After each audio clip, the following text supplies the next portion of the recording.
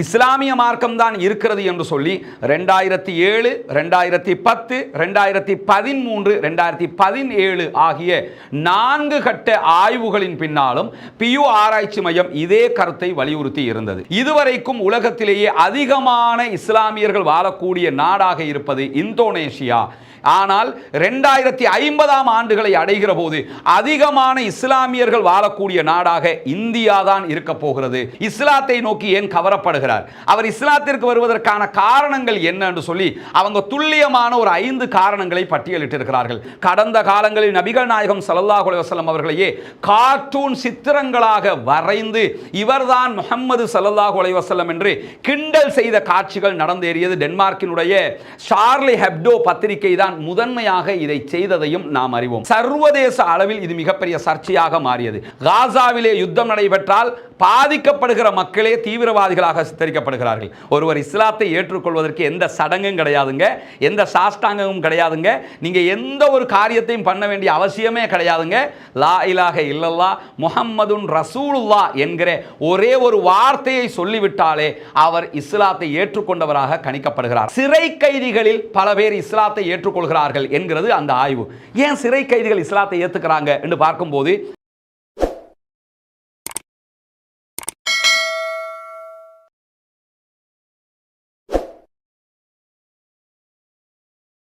அஸ்ஸலாமு அலைக்கும் வரஹ்மத்துல்லாஹி வபரகாத்துஹு.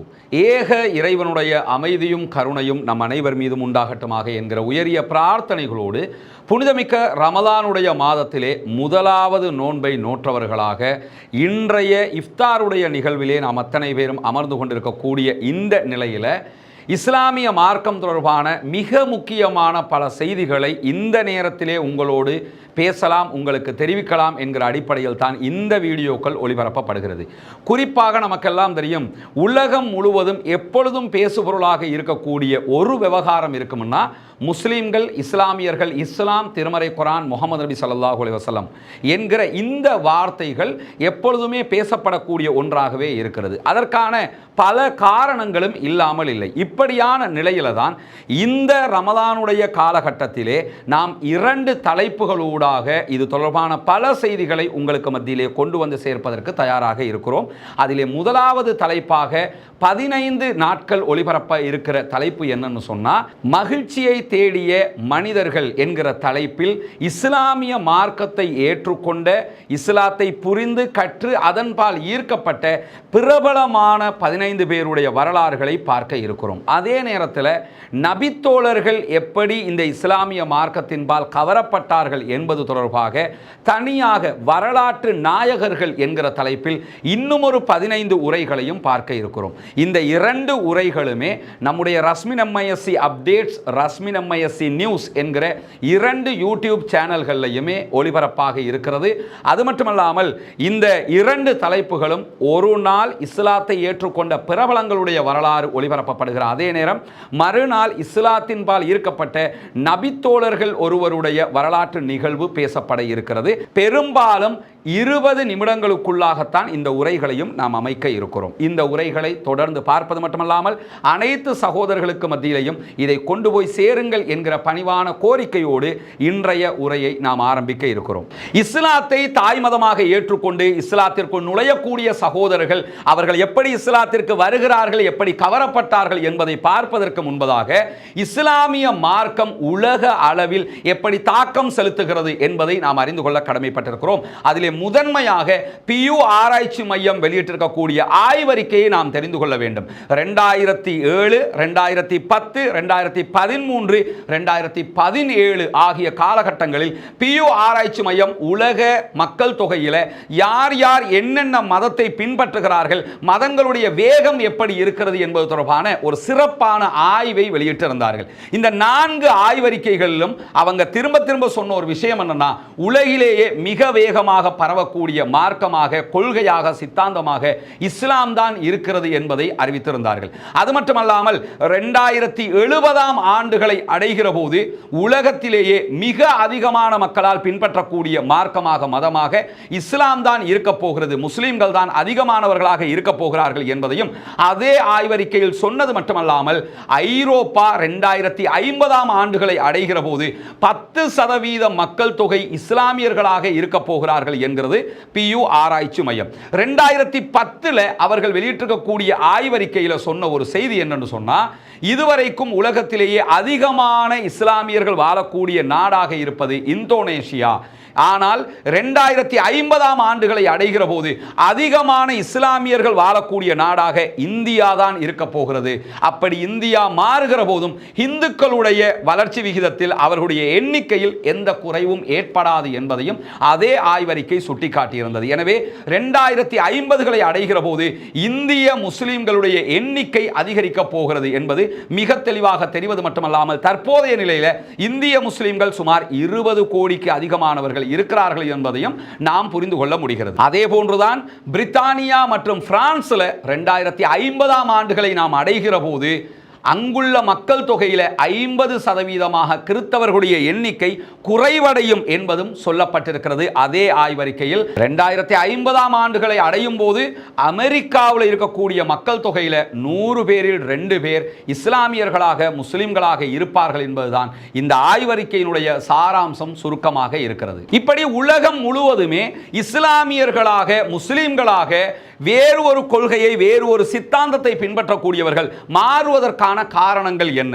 இது பற்றி நிறைய நீங்க இணையதளங்களில் போய் பார்த்தீங்கன்னா கட்டுரைகள், ஆர்டிகல்ஸ்கள், வீடியோஸ்களை நீங்க பார்க்க முடியும். பல பேர் இஸ்லாத்தை ஏற்றுக்கொண்டு முஸ்லிம்களாக மாறியவர்கள் சொன்ன காரணங்களை வைத்து ஆய்வுகளை நடத்தி இருக்கிறார்கள். குறிப்பாக இந்த ஆய்வுகள் அனைத்திலையுமே மிக தத்ரூபமாக, மிக செழிப்பான ஒரு ஆய்வாக நம்ம பார்க்க முடிகிற ஒரு ஆய்வு என்னன்னா, பிரிட்டன் இஸ்லாமிய அமைப்பு நடத்தி இருக்கக்கூடிய ஆய்வு தான். அந்த ஆய்வுல அவங்க சொல்லி இருக்கக்கூடிய செய்திகள் எல்லாம் புல்லரிக்கக்கூடிய ஆச்சரியமான தகவல்களாக இருக்கிறது. ஒருவர் இஸ்லாத்தை நோக்கி ஏன் கவரப்படுகிறார், அவர் இஸ்லாத்திற்கு வருவதற்கான காரணங்கள் என்ன என்று சொல்லி அவங்க துல்லியமான ஒரு 5 காரணங்களை பட்டியலிட்டிருக்கிறார்கள். அந்த 5 காரணங்களை பார்க்கும்போது நிச்சயமாக இந்த 5இல் ஒன்று கண்டிப்பாக ஒவ்வொரு இஸ்லாத்தை ஏற்றுக்கொள்ளக்கூடிய சகோதரனையும் கவர்ந்திழுக்கும் என்பதிலே எந்த விதமான மாற்று கருத்தும் இருக்க முடியாது. இப்ப நம்ம வாழக்கூடிய இந்த காலகட்டத்தை நம்ம எடுத்துக்கிட்டோம்னா உலகம் முழுவதும் சுமார் 1.8 பில்லியன் முஸ்லிம்கள் வாழ்கிறார்கள் என்பது கணிப்பிடப்பட்டிருக்கிறது. கிட்டத்தட்ட 180 கோடி மக்கள் முஸ்லிம்களாக இருக்கிறார்கள். இது உலக மக்கள் தொகையில 1/4 பகுதி என்பதையும் நாம் புரிந்து கொள்ள முடிகிறது. இப்போதைய நிலையில கிறிஸ்தவ சமூகத்திற்கு அடுத்தபடியாக இருக்கக்கூடிய மக்கள் அதிகமாக கொண்ட மதமாக, மார்க்கமாக இஸ்லாமிய மார்க்கம் தான் மிளிர்கிறது என்பதையும் இந்த ஆய்வறிக்கை மிக துல்லியமாக சொல்லி இருப்பது மட்டுமல்லாமல், நாம் ஏற்கனவே சொன்னதை போல ஒருவர் இஸ்லாத்தை கவர்ந்திழுப்பதற்கான காரணங்களுடைய பட்டியலையும் விரிவாக பார்க்க முடியும். ஒருவர் இஸ்லாத்தை ஏற்றுக்கொள்வதற்கு பல காரணங்கள் இருக்கலாம். கொள்கையை பார்த்து இஸ்லாத்திற்கு வரலாம், குர்ஆனை படித்து இஸ்லாத்திற்கு வந்திருக்கலாம், முஸ்லிம்களுடைய நடத்தைகளை பார்த்து இஸ்லாத்தை ஏற்றுக்கொண்டிருக்கலாம், ஒருவரை திருமணம் முடிப்பதற்காக கூட இஸ்லாத்திற்கு ஏற்றுக்கொண்டு வருகிற காட்சிகளை நம்ம பார்க்கிறோம். எந்த பிழையும் கிடையாது. ஒரு கொள்கையை ஏற்றுக்கொள்வதற்கு பல காரணங்கள் இருக்க முடியும். இதிலே முதன்மை காரணமாக பலரும் பட்டியலிடக்கூடிய, பல ஆய்வாளர்களும் பட்டியலிடக்கூடிய ஒரு காரணம் என்னன்னு சொன்னா, இஸ்லாம் பற்றிய ஊடகங்களுடைய கவரேஜ், ஊடகங்கள் சொல்லக்கூடிய தகவல்கள். இதுதான் பெரும்பாலும் ஒரு 100 பேர் ஆய்வு பண்ணாங்கன்னு சொன்னால் அதில் 99 பேர் முதல் காரணமாக என்ன சொல்லுவாங்கன்னா, இஸ்லாத்திற்கு அதிகமானவங்க வர்றதுக்கு காரணமே இஸ்லாம் பற்றிய தவறான பிம்பங்களை ஊடகங்கள் உருவாக்குவது தான். நீங்கள் எந்த ஊடகத்தை எடுத்தாலும் சரி, அந்த ஊடகங்களுடைய தலைமை செய்தியாக, தலைப்புச் செய்தியாக அடிக்கடி இஸ்லாம் வருவதை பார்க்க முடியும். வேறு எங்கேயும் நீங்கள் போய் தேட தேவையில்லை. லண்டன் பிபிசியினுடைய தமிழ் பகுதியை மட்டும் நீங்கள் பார்த்தாலே தெரியும். அடிக்கடி அவங்க மாசத்துக்கு 2 தலைப்பு முஸ்லிம்கள் தொடர்பாக, இஸ்லாம் தொடர்பாக பதிவிடுவதை நீங்கள் பார்க்க முடியும். முஸ்லிம் பெண்கள் ஏன் இப்படி இருக்கிறார்கள், முஸ்லிம் ஆண்கள் ஏன் இப்படி இருக்கிறார்கள், இஸ்லாம் சமூகத்தை பற்றி அவங்களுக்கு அவ்வளவு அக்கறை இருக்குது. என்னன்னா அடிக்கடி அதை எடுத்து கிண்டி அதில் எதையாவது ஒன்று சொல்லி அதை ஒரு பேசு பொருளாக ஆக்குவது என்பது அவர்களுடைய அஜெண்டாவில் இருப்பதை நம்ம பார்க்க முடியும். அந்த அடிப்படையில் நீங்க பார்த்தீங்கன்னு சொன்னா ஊடகங்களுடைய கவரேஜ் தான் அதிகமானவர்கள் இஸ்லாத்தை நோக்கி வருவதற்கான முதன்மை காரணமாக இருக்கிறது. ஊடகங்களில் முஸ்லிம்களை தீவிரவாதிகளாக சித்தரிக்கிறார்கள், இஸ்லாமியர்களை பயங்கரவாதிகளாக சித்தரிக்கிறார்கள். திருமறை குர்ஆன் பயங்கரவாதத்தின் வேத நூலாக சித்தரிக்கப்படுகிறது. நபிகள் நாயகம் ஸல்லல்லாஹு அலைஹி வஸல்லம் அவர்களும் இதே கோணத்தில் சித்தரிக்கப்படுகிறார்கள். நமக்கெல்லாம் தெரியும், கடந்த காலங்களில் நபிகள் நாயகம் ஸல்லல்லாஹு அலைஹி வஸல்லம் அவர்களையே கார்ட்டூன் சித்திரங்களாக வரைந்து இவர்தான் முஹம்மது ஸல்லல்லாஹு அலைஹி வஸல்லம் என்று கிண்டல் செய்த காட்சிகள் நடந்தேறியது. டென்மார்க்கினுடைய ஷார்லி ஹெப்டோ பத்திரிகை தான் முதன்மையாக இதை செய்ததையும் நாம் அறிவோம். சர்வதேச அளவில் இது மிகப்பெரிய சர்ச்சையாக மாறியது.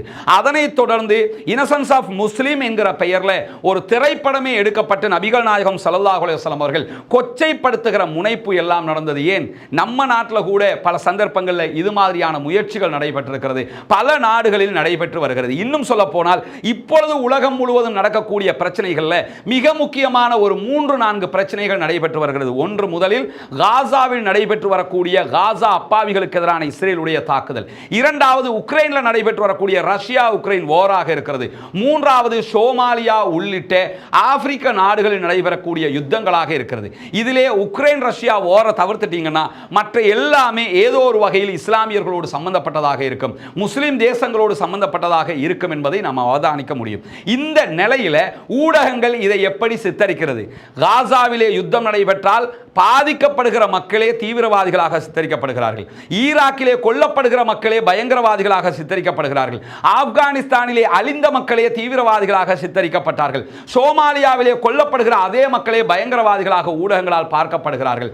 ஆனால் கொலைகளை நடத்துகிறவர்கள், தாக்குதல்களை நடத்துகிறவர்கள், யுத்தங்களை செய்கிறவர்கள், ஆயுதங்களை சப்ளை செய்கிறவர்கள் ஜனநாயகத்தின் காவலர்களாக பார்க்கப்படுகிறார்கள். இந்த நிலையில தான் ஊடகங்களை பார்க்கிற சாதாரண மக்கள் என்ன பார்க்கிறாங்கன்னா, ஏன் முஸ்லிம்கள் குறிவைக்கப்படுகிறார்கள், ஏன் இஸ்லாம் குறிவைக்கப்படுகிறது, ஏன் இஸ்லாமிய வேத நூல் குறிவைக்கப்படுகிறது, அதிலே அப்படி என்ன இருக்கிறது என்று தேடுகிறார்களாம். தேடுகிற போது அவர்கள் இஸ்லாத்தை நோக்கி வருகிறார்கள். உண்மை எதுன்னு தேடி பார்க்கும்போது ஊடகங்கள் சொன்னது உண்மை இல்லை, ஊடகங்களுக்கு வெளியில இருக்கிற ஒரு உண்மை இருக்கிறது என்பதை அறிந்து கொள்கிறார்கள். அதற்கு மிகப்பெரிய சான்றாக நாம் பார்க்க முடிகிற ஒரு சான்றுதான் குவாண்டனாமா சிறைச்சாலையினுடைய சிறை கண்காணிப்பாளராக இருந்தவர் கடைசியிலே இஸ்லாத்தை ஏற்றுக்கொண்டார். அவருடைய வரலாறு நம்முடைய தொடரிலே வர இருக்கிறது. அதே போன்று தாலிபான்களின் பிடியிலே சிக்கிக்கொண்ட பத்திரிகையாளர் யுவான் ரிட்லி இப்பொழுதும் உயிரோடு இருக்கிறார்கள்.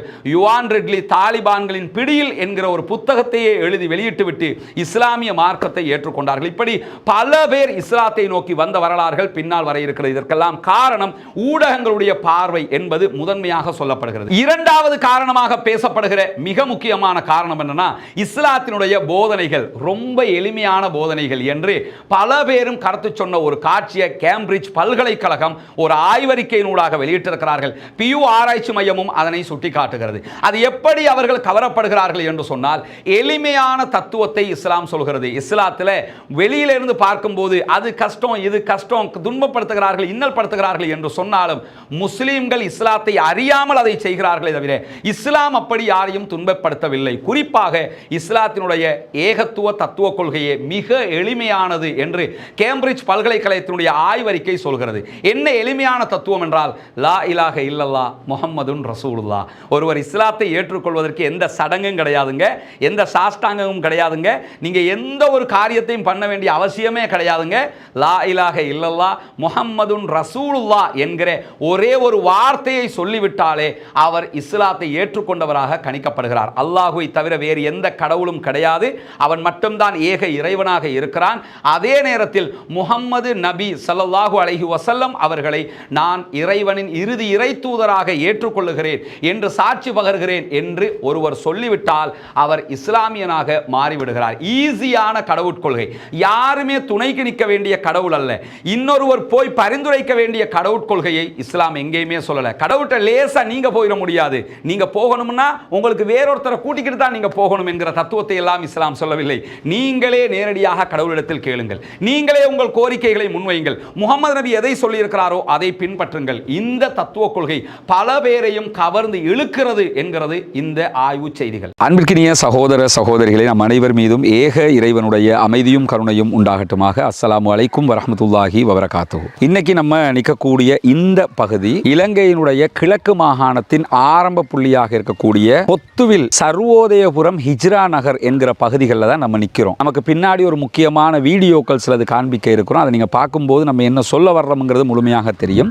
குறிப்பாக இந்த இந்த ஊருக்கு நம்ம கடந்த சில நாட்களாக கிழக்கு மாகாணத்தில் ஏற்பட்ட வெள்ள நிவாரணம், அதற்கு பிறகு பாடசாலை மாணவர்களுக்கான உதவி என்று சொல்லி வேலைகளுக்காக நம்ம வருகிற போது, சமூக பணிகளுக்காக வருகிற போது பல சந்தர்ப்பங்களில் இங்கே அவதானிச்ச ஒரு விவகாரம் என்னென்னு கேட்டால், இங்கே இருக்கக்கூடிய சில சகோதரர்கள் இருக்கிறாங்க. அவங்க இஸ்லாத்தை புதிதாக ஏற்றுக்கொண்டவர்கள், முஅல்லஃபத்துல் குலூப் என்கிற வட்டத்துக்குள் வரக்கூடியவர்கள். ஆனால் அவங்களுடைய நிலையை நம்ம பார்த்தோம்னு சொன்னால் சகிக்க முடியாத, ஏற்றுக்கொள்ள முடியாத அளவுக்கு அவர்களுடைய பொருளாதாரம் ரொம்ப மந்தகதியில் இருக்கக்கூடிய ஒரு நிலையை பார்க்க முடியும். இங்கே அவங்க வாழக்கூடிய வீடுகளாக இருந்தாலும் சரி, அவர்களுடைய வாழ்க்கை முறைகளாக இருந்தாலும் சரி, ஆக அடிமட்டத்தில் இருக்கக்கூடியதை தான் நம்ம கவனிக்க முடிஞ்சது. அந்த அடிப்படையில் நீங்கள் பார்த்தீங்கன்னா அவங்க வாழக்கூடிய சில வீடுகள் பிறருடைய வீடுகளில் வாழ்கிறாங்க. அந்த வீடுகள் கூட ரொம்ப கஷ்டமான ஒரு நிலையில் இருக்கிறது. அப்போ தான் நம்ம இங்கே இருக்கக்கூடிய லோக்கலில் இருக்கக்கூடிய சகோதரர்களோடையும் பேசி கலந்து ஒரு முடிவை எடுத்தோம் என்னென்னு சொன்னால், நம்ம இந்த ரமலானை பயன்படுத்தி இந்த சகோதரர்களுக்கு ஒரு 13 குடும்பங்கள் இருக்கிறாங்க, இஸ்லாத்தை ஏற்றுக்கொண்டு குடும்பமாகவே வந்தவர்கள். இவங்களுக்கு நம்ம அவர்களுக்கு தேவையான ஓரளவுக்கு அவர்கள் மகிழ்ச்சியாக வாழ்வதற்கான ஒரு வீட்டையாவது அமைத்து கொடுப்பதற்கான ஒரு முயற்சி எடுப்போம் என்கிற அடிப்படையில் இந்த பகுதிகளில் ஒரு லேண்ட் எடுத்து அதில் ஒரு 13 வீடுகளை கட்டி கொடுப்பதற்கான ஒரு முயற்சியாகத்தான் இந்த வீடியோவை நம்ம உங்களுக்கு வெளியிடுறோம். இன்ஷா அல்லாஹ் இந்த அடிப்படையில் அவர்களுக்கான இந்த உதவிகளை நீங்கள் பண்ணுறதுக்கு தயாராகிற போது ரமலானில் கண்டிப்பாக அது அவர்களுக்கு ஒரு மிக பெரும் பாக்கியமாக, மிக பெரும் அருளாக அமைந்துவிடும் என்பதில் மாற்று கருத்தில்லை. ஜக்காத்து 8 கூட்டத்தாருக்கு பெற முடியும் என்று திருமறை குர்ஆன் நமக்கு சொல்லுகிறது. அதிலே ஒரு கூட்டத்தார் முஅல்லஃபத்துல் குலூப், உள்ளங்கள் ஈர்க்கப்படுகிறவர்கள் என்று திருமறை குர்ஆன் சொல்கிறது. இஸ்லாத்தின் பால் ஈர்க்கப்படக்கூடியவர்கள் என்றால் அதில் முதல் லிஸ்ட்டில் வரக்கூடியவங்களை இவங்க தான். எனவே இஸ்லாத்தை நோக்கி வந்திருக்கிறார்கள், இந்த மார்க்கத்தை உண்மை என்று ஏற்றுக்கொண்டிருக்கிறார்கள், இந்த கொள்கையை ஏற்றுக்கொண்டிருக்கிறார்கள். இப்படி இஸ்லாத்தையும் கொள்கைகளையும் ஏற்றுக்கொண்டிருக்கக்கூடிய சகோதரர்கள் நம்ம கண்ணு முன்னாடி ரொம்ப வறுமையில் இருக்கும்போது அவர்களுக்கான உதவியாக நாம் இதை செய்ய வேண்டிய கடமைப்பாடு இருக்கிறது. இந்த ஆண்டுக்கான உங்களுடைய ஜக்காத்து நிதியிலிருந்து 8 கூட்டத்தாருக்கு கொடுக்க முடியும் என்கிற இஸ்லாத்தினுடைய அனுமதி காரணமாக அவர்களுக்கான ஒரு பகுதியை ஒதுக்குவதற்கு இன்றைய தயாராகி விடுங்கள். கண்டிப்பாக நீங்கள் செய்கிற இந்த உதவிகள் அவர்களுக்கு பரிபூர்ணமாக போய் சேர்ந்து அவர்கள் மகிழ்ச்சி அடைந்து அதனூடாக இறைவனிடத்தில் உங்களுக்கு சொல்ல முடியாத அளவுக்குண்டான நன்மைகள் பெற்றுக்கொள்வதற்கான வாய்ப்பாக இருக்கிறது. எனவே உங்களுடைய ஜக்காத்து நிதிகளை புனிதமிக்க ரமலானுடைய மாதத்திலே இந்த பணிக்காக இஸ்லாத்தை ஏற்றுக்கொண்ட இந்த சகோதரர்களுக்காக வாரி வழங்குங்கள். மூன்றாவது பிரபலமான காரணமாக சொல்லப்படுவது என்னன்னா, இஸ்லாம் வழங்குகிற உரிமைகள், குறிப்பாக பெண் உரிமைகள். இஸ்லாத்தை ஏற்றுக்கொள்ளுகிற பல பேரில் அதிகமானவங்க யாருன்னா பெண்கள் தான் இஸ்லாத்தை ஏற்றுக்கொள்கிறார்கள் என்று சொல்லப்படுகிறது. அதற்கான அடிப்படை காரணமாக அவங்க எதை கண்டறிகிறாங்கன்னா, உலகத்தில் சொல்லப்படுகிற உரிமைகளை தாண்டி இஸ்லாம் தான் பெண் உரிமையை கொடுத்திருக்கிறது. கேம்பிரிட்ஜ் பல்கலைக்கழகம் வெளியிட்டிருக்கக்கூடிய ஆய்வறிக்கையில் அவங்க சொன்ன ஒரு முக்கியமான ஒரு கோட் பண்ணின ஒரு விஷயம் என்னன்னு சொன்னா, 1400 ஆண்டுகளுக்கு முன்பதாக முகமது நபி ஸல்லல்லாஹு அலைஹி வஸல்லம் அவர்கள் இஸ்லாத்தை இந்த உலகத்திலே போதிக்க ஆரம்பிக்கிற போது அங்குள்ள மக்கள் பெண் குழந்தை பிறந்தாலே அந்த குழந்தையை மண்ணில் போட்டு புதைக்கிற ஒரு காரியத்தை செய்து வந்த நிலையில், பெண் குழந்தையும் குழந்தைதான், ஆண்களுக்கு நிகரானவர்கள் தான் அவர்களும் உயிர்தான் என்று அவர்களுக்குரிய உரிமைகளை கொடுத்து பெண் சிசு கொலையை பாரிய குற்றமாக நிரூபித்து அதற்கான தண்டனையையும் உருவாக்கி இஸ்லாம் தான் பெண்களை பாதுகாத்தது என்கிற செய்திகளை பல பேரும் சுட்டிக்காட்டியிருக்கிறார்கள் என்கிறது கேம்பிரிட்ஜ் பல்கலைக்கழகம். இந்த நபிமொழியை கூட அதிலே சுட்டிக்காட்டியிருக்கக்கூடிய காட்சியையும் நம்ம பார்க்க முடிகிறது. அது மட்டுமல்ல, பெண்களுக்கு இஸ்லாம் கொடுத்திருக்கக்கூடிய உரிமைகள்ல எல்லோரும் கேள்வி எழுப்புகிற உரிமை என்னன்னா, தலையில முக்காடு போட சொல்றாங்க, உடம்ப மறைக்க சொல்றாங்க, மார்பகத்தை மறைக்க சொல்றாங்க. இப்படியான கட்டுப்பாடுகளை இஸ்லாம் சொல்கிறது என்கிற குற்றச்சாட்டை பல பேரும் சொல்லும் போது, யுவான் ரெட்லி போன்றவர்களாக இருக்கலாம், இஸ்லாத்தை ஏற்றுக்கொண்ட பல ஆயிரக்கணக்கான பெண்களாக இருக்கலாம், அவர்கள் அத்தனை பேரும் சொல்லிக்கொண்ட மிக அருமையான தத்துவம் என்னன்னா, திறந்து வைத்திருக்கக்கூடிய இனிப்பை நோக்கித்தான் எப்பொழுதுமே கொசுக்கள் வந்து மொய்ப்பதற்கு ஆரம்பிக்கும். மூடி வைத்திருக்கக்கூடிய எந்த இனிப்பையுமே கொசுக்கள் மொய்க்க முடியாது என்கிற காரணத்தினால் பெண் என்பவள் அவளுடைய அங்கங்கள், பாகங்கள் மூடப்பட வேண்டியது, கண்ணியப்படுத்தப்பட வேண்டியது. அவள் விற்பனை பொருள் அல்ல, போக பொருள் அல்ல என்பதை இஸ்லாம் நிரூபித்தது. எனவே மூன்றாவதாக பெண்கள் அதிகமாக இஸ்லாத்திற்கு வருவதற்கான காரணமே இஸ்லாம் கொடுக்கக்கூடிய பெண் உரிமைகள் என்பதை அடிப்படையாக சொல்லியிருக்கிறார்கள். நம்ம அடுத்து பெண்களை பற்றிய செய்திகளை பார்க்கும்போது இதை முக்கியமாக கவனிக்க முடியும். நான்காவதாக சொல்லப்படுகிற மிக அருமையான இன்னொரு காரணம் என்னன்னு சொன்னா, இஸ்லாம் சொல்லக்கூடிய தீர்வுகள் எக்காலத்திற்கும் முக்காலத்திற்கும் பொருந்தக்கூடிய ஒன்றாக இருக்கிறது. நம்ம ஒரு கொள்கையை ஒப்புவிக்கிறோம்னா, ஒரு கொள்கையை சித்தாந்தத்தை கொண்டு வந்து நிறுத்துறோம்னா, அந்த சித்தாந்தம் எப்பொழுதும் போற்றத்தக்கதாக ஏற்றுக்கொள்ளத்தக்கதாக இருக்க வேண்டும். ஒவ்வொரு கொள்கையும் ஒவ்வொரு காலகட்டத்தில் காலாவதியானதை நீங்கள் பார்த்திருக்க முடியும். குறிப்பாக உலகத்திலேயே ரொம்ப அதிகமாக தாக்கம் செலுத்திய ஒரு கொள்கையாக கம்யூனிசத்தை நம்ம பார்க்க முடியும். கம்யூனிச கொள்கைகள் பேசப்படுகிற நேரத்தில் தொழிலாளர் வர்க்கமே அவர்களுக்கு பின்னால் அணிதிரண்ட காலகட்டம் இருந்தது. ஆனால் இன்றைக்கு கம்யூனிச சித்தாந்தம் தோற்றுப்போன சித்தாந்தமாக பார்க்கப்படுவதையும் நம்ம பார்க்க முடியும். உலகில் மிகப்பெரிய கம்யூனிச நாடாக அறியப்பட்ட சீனாவே கம்யூனிச கொள்கைகளை விட்டு வெளியே வந்து உலகமே ஒப்புக்கொள்கிற வேறு விதமான கொள்கைகளுக்கு நகர்ந்திருக்கக்கூடிய காட்சியை பார்க்க முடியும். ஒரு சில நாடுகள் மாத்திரம் இன்னும் கம்யூனிசத்தோடு ஒட்டி கொண்டிருக்கின்றன. அவைகளும் பொருளாதார கொள்கையில் பல மாற்றங்களை செய்திருப்பதை நீங்க பார்க்க முடியும். இப்படி கம்யூனிசமே தோற்று போய்விட்டது, காலம் கடந்து விட்டது என்கிற நிலையில 1400 ஆண்டுகளுக்கு முன்பதாக இந்த உலகத்திற்கு தரப்பட்ட ஒரு கொள்கை இன்றைக்கும் எப்படி அனைத்து கேள்விக்கும் பதில் சொல்ல முடிகிறது, இன்றைக்கும் உங்களுடைய பிரச்சனைகளுக்கு எப்படி தீர்வு தர முடிகிறது என்பதுதான் இந்த இடத்திலே பல பேருக்கு எழுந்திருக்கக்கூடிய கேள்வியாக இருக்கிறது. எனவே எங்களுடைய பிரச்சனைகளுக்கு தீர்வு தந்த இடமாக இஸ்லாத்தை பார்க்கிறோம், அதனால் தான் இஸ்லாத்திற்குள் நுழைகிறோம் என்று சொல்லி நான்காவது காரணமாக எல்லா கேள்விகளுக்கும் தீர்வு தரக்கூடிய ஒரு இடமாக இஸ்லாம் இருக்கிறது என்கிறார்கள் இஸ்லாத்தை ஏற்றுக்கொண்டிருக்கக்கூடிய சகோதர சகோதரிகள். எனவே இதுதான் நான்காவது காரணமாக பேசப்படுகிறது. இதற்கு இடையில இஸ்லாத்தை நோக்கி வரக்கூடியதில் அதிகமானவர்களில் இன்னொரு சாராரும் இருக்கிறார்கள் என்கிறது பியூ ஆராய்ச்சி மையம். ஆச்சரியமாக இருந்துச்சு இந்த ஆர்டிக்கலை படிக்கும் போது. என்ன ஆச்சரியம்னா, சிறை கைதிகளில் பல பேர் இஸ்லாத்தை ஏற்றுக்கொள்கிறார்கள் என்கிறது அந்த ஆய்வு. ஏன் சிறை கைதிகள் இஸ்லாத்தை ஏற்றுக்கிறாங்க என்று பார்க்கும்போது தனிமையை உணர்கிறார்கள், துணைக்கு யாரில்லை என்று நினைக்கிறார்கள், நாம் என்ன செய்வது என்று திண்டாடுகிறார்கள், என்னுடைய வாழ்க்கை இப்படி ஆகிவிட்டதே என்று சொல்லி வெந்து வெதும்பி அவர்கள் புலம்பிக் கொண்டிருக்கக்கூடிய நேரத்தில் அவர்கள் கையில் திருமறை குர்ஆன் கிடைக்கிற போது என்னுடைய வழி இதுதான் என்பதை தீர்மானித்துக் கொள்கிறார்கள். அதற்கு மிகச்சிறந்த எடுத்துக்காட்டு தான் மரணித்த உலகின் மிகப்பெரிய மிகச்சிறந்த பேச்சாளராக இருந்து இஸ்லாமிய மார்க்கத்திற்கு மிக பெரும் பங்களிப்பு செய்த பிரபல பேச்சாளர், பிரபல இஸ்லாமிய சிந்தனையாளர் மால்கம் எக்ஸ் அவர்கள். மால்கம் எக்ஸுக்கு இஸ்லாம் கிடைத்ததே சிறைச்சாலையில் இருந்துதான். அவருடைய வரலாற்றையும் நாம் இதிலே பார்க்க இருக்கிறோம். மிக அழகான வரலாறு, மிக அன்பான வரலாறும் கூட. அவருடைய பிரச்சார பணி என்பது புல்லரிக்க வைக்கிற பணி. அதை பார்க்கும்போது உங்களுக்கு தெரியும், அமெரிக்காவே ஒரு கணம் நின்று யோசித்த ஒரு இடமாக மால்கம் எக்ஸினுடைய பிரச்சாரங்கள் அமைந்தது. சிறையில் வைத்துத்தான் அவருக்கு இஸ்லாம் கிடைத்தது. இப்படி பல பேருக்கு சிறையில் வைத்து மாற்றம் ஏற்படுகிறது என்கிற செய்தியையும் பியூ ஆராய்ச்சி மையமே எடுத்துச் சொல்வதை நம்ம பார்க்க முடிகிறது. கடைசியாக ஐந்தாவதாக சொல்லப்படக்கூடிய ஒரு அற்புதமான காரணமும் இருக்குதுங்க. அது என்ன காரணம்னா, நிறைய பேர் இஸ்லாத்திற்கு வருவதற்கு சக முஸ்லிமை அவர்கள் சந்திப்பது ஒரு காரணம் என்று சொல்லப்படுகிறது. தன்னுடைய நண்பர் இஸ்லாமியராக இருக்கிறாரு, அவரோட நான் பழகினேன், அதனால இஸ்லாத்துக்கு வந்தேன் என்கிற காரணத்தை சொல்கிறார்களாம். அப்படி காரணம் சொன்னவர்கள் ஒரு 2 விஷயங்களை சுட்டி காட்டி இருக்கிறாங்க. அதுல மிக முக்கியமானது என்னன்னா, நம்மை பார்க்கும்போது அவர்கள் எப்பொழுதுமே மகிழ்ச்சியாக பார்க்கிறார்கள். நபிகள் நாயகம் ஸல்லல்லாஹு அலைஹி வஸல்லம் அவர்கள் சொன்னார்கள், நீங்கள் இன்னொரு முஸ்லிமை பார்த்து புன்னகைப்பதும் தர்மம் என்றார்கள். தர்மம்னா பணத்தால் கொடுக்கிறது மட்டும் இல்லை, ஒருத்தரை பார்த்து சிரிச்சுட்டு போங்களேன், ஏன் முறைச்சிக்கிட்டு போகணும், ரொம்ப மகிழ்ச்சியாக கடந்து போயிருங்க. அதெல்லாம் அப்படி மனசெல்லாம் அப்படி தூக்கி வெளியில் வீசின மாதிரி ஆயிரும், ரொம்ப இன்பமாக இருக்கும். அதை இவர்கள் செய்கிற போது என்னடா இது, நம்மளை பார்த்து அழகான ஒரு புன்முறுவல் பூத்து விட்டு போனானே, சிரிச்சுட்டு போனானே, மகிழ்ச்சியாக இருந்ததே, ஏன் இவர்கள் இப்படி என்று கவரப்படுகிறார்களாம். இரண்டாவதாக சொல்லப்படும் ஒரு காரணம் என்ன தெரியுமா, நாங்க எந்த முஸ்லிமை சந்திச்சாலும் அவர்கள் எங்களுக்கு ஏக இறைவனுடைய அமைதியும் கருணையும் உண்டாகட்டும் என்று பிரார்த்தனை செய்கிறார்கள். அஸ்ஸலாமு அலைக்கும் வரஹ்மத்துல்லாஹி வபரகாத்துஹு என்று சொல்லி சலாம் சொல்றோமா இல்லையா? நம்ம முஸ்லீம்களே என்ன நினைச்சுக்கிட்டு இருக்கிறோம்னா, ஒருத்தரை சந்திக்கும் போது சலாம் சொல்றோம், அஸ்ஸலாமு அலைக்கும் என்று அசால்ட்டாக நம்ம கடந்து போறோம். அந்த அஸ்ஸலாமு அலைக்கும் என்பதில் அடுத்தவருக்கான ஒரு பிரார்த்தனை இருக்கிறது என்பதை நாம் பல கட்டங்களில் உணர மறுத்திருக்கிறோம். ஏன் தெரியுமா? அஸ்ஸலாமு அலைக்கும் என்றாலே ஏக இறைவனுடைய அமைதி உங்களுக்கு உண்டாகட்டும். அந்த கணம் நான் நின்று யோசித்தேன் என்கிறார் இத்ரீஸ் தௌஃபிகி. அவருடைய வரலாறும் பின்னால் இருக்கிறது. எதற்காக சொல்கிறேன் என்றால், எகிப்துக்கு பயணப்பட்டவர், எகிப்திலே ஒரு சிறுவன் தன்னை பார்த்து அஸ்ஸலாமு அலைக்கும் என்கிறான். என்னை பார்த்து ஏன் இவன் சலாம் சொல்ல வேண்டும், எதற்காக எனக்கு பிரார்த்திக்க வேண்டும் என்று ஒரு கணம் சிந்தித்தவர் தான் இஸ்லாத்துக்குள் நுழைந்தார்.